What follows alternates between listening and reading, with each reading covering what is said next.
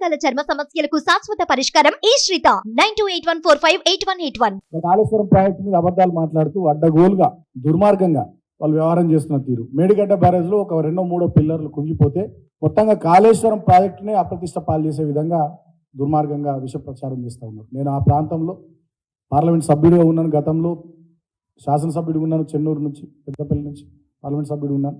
ఇవాళ నేను సరైన సమాచారంతో మాట్లాడుతున్నాను. కాళేశ్వరం ప్రాజెక్ట్ అనేది కేవలం ఒక మేడిగడ్డ బ్యారేజ్ కాదు.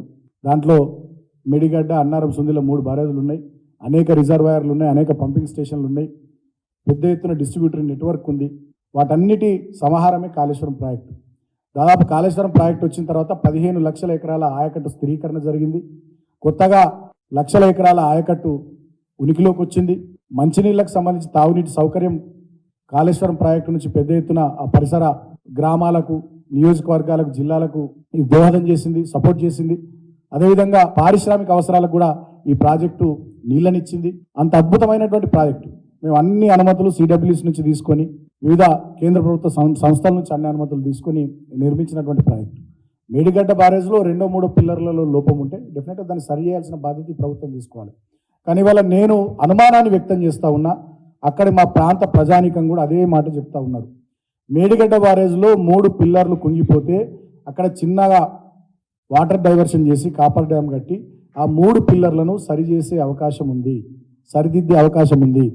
అయినా కూడా ప్రభుత్వం దుర్మార్గంగా గత ప్రభుత్వం పైన, మా పైన నింద వేయాలనేటటువంటి ఆలోచనతో ఇప్పటికీ 2-3 నెలలైనా ఎలాంటి పనులకు పూనుకుంటలేదు. నేషనల్ డ్యామ్ సేఫ్టీ అధికారులకు అప్పచెప్పి వాళ్ళు వచ్చుడు, చూసుడు, పోవుడు, వాళ్ళు చెప్పుడు ఇదే జరుగుతూ ఉంది తప్ప అక్కడ చిన్న కూడా పని అవుతలేదు.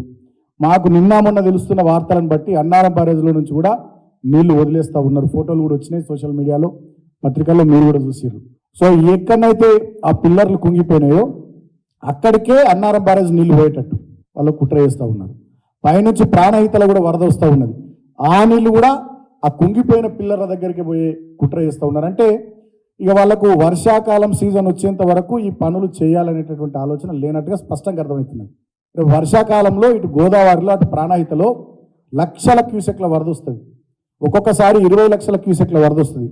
అంటే అంత పెద్ద ఎత్తున వరద వచ్చి ఇంకా మిగతా పిల్లర్లు కుంగిపోయి ఆ మేడిగడ్డ బ్యారేజ్కి ఏమైనా జరగాలి, తద్వారా గత ప్రభుత్వాన్ని బదనాం చేయాలనేటటువంటి ఒక కుట్రపూరితమైనటువంటి ఆలోచన ఈ ముఖ్యమంత్రి దగ్గర ఉన్నట్టుగా మాకు స్పష్టంగా అర్థమవుతుంది. అదర్వైజ్ వీళ్ళకి అటువంటి ఆలోచన లేకపోతే ఇప్పటికీ అక్కడ పునరుద్ధరణ పనులు మొదలు పెట్టాలి. ఇప్పటి వరకు మొదలు పెట్టలేరంటే డెఫినెట్గా ఆ డ్యామ్ను ప్రొటెక్ట్ చేసే ఉద్దేశము, ఆ బ్యారేజ్ను కాపాడే ఉద్దేశం ఈ ప్రభుత్వానికి లేదని అర్థమవుతా ఉంది. నేను ఒకటే మాట ప్రభుత్వాన్ని కోరుతా ఉన్నా, మీకు కోపం ఉంటే, రాజకీయాలు చేసే ఉద్దేశం ఉంటే వేరే అంశాల్లో రాజకీయాలు చేయాలి. కానీ ఇవాళ ఈ బ్యారేజ్లను, రిజర్వాయర్లను, ప్రాజెక్టులను వీటిని రాజకీయ కోణంలో చూసి లక్షలాది మంది రైతన్నల కడుపు కొట్టడం ఇది ఖచ్చితంగా తప్పు. మీకు పాపం తగులుతుంది.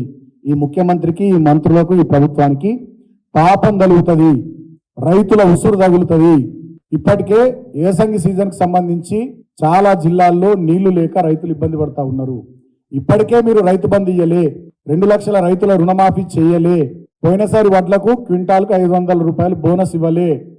ఇప్పుడు కాళేశ్వరం నీళ్లు ఇవ్వకుండా, పంపింగ్ చేయకుండా లక్షలాది ఎకరాల్లో చేయాల్సిన స్థిరీకరణ కానీ, కొత్త ఆయకట్టుకు అందియాల్సిన నీళ్లు కానీ, పరిసర గ్రామాలకు ఇవ్వాల్సిన తాగునీళ్లు కానీ ఇవ్వకుండా మీరు రైతాంగాన్ని ఇబ్బంది పెట్టే కుట్ర చేస్తూ ఉన్నారు. డెఫినెట్గా ఆ రైతుల ఉసురు మీకు తగులుద్ది. ఇది పాపపు చర్య. ఖచ్చితంగా దీనికి తగిన శాస్తి ఆ భగవంతుడు మీ కాంగ్రెస్ పార్టీకి చేస్తాడు.